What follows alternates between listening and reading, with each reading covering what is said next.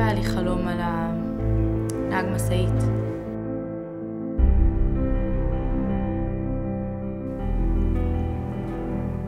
ואמא?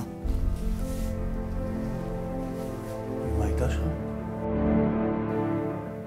אני מתגעגעת לאמא שלי. לראות אותה מאושרת, מחייכת.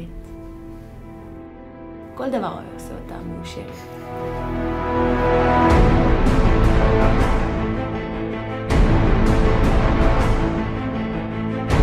אם זה באמת היה כמו משפחה בשבילך, היה לך אכפת. אתה צודק, באמת לא אכפת לי, זה לא עניין שלי.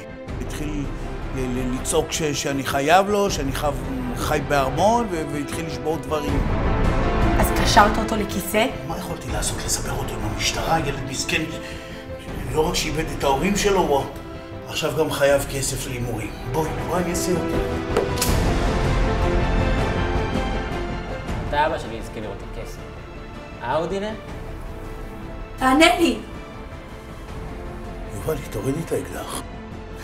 אז תפסיק לשקר לי, תתחיל להגיד לי את האמת! תפסיק להמר ולשתות ולקשור אנשים! תהיה כאן בשבילי!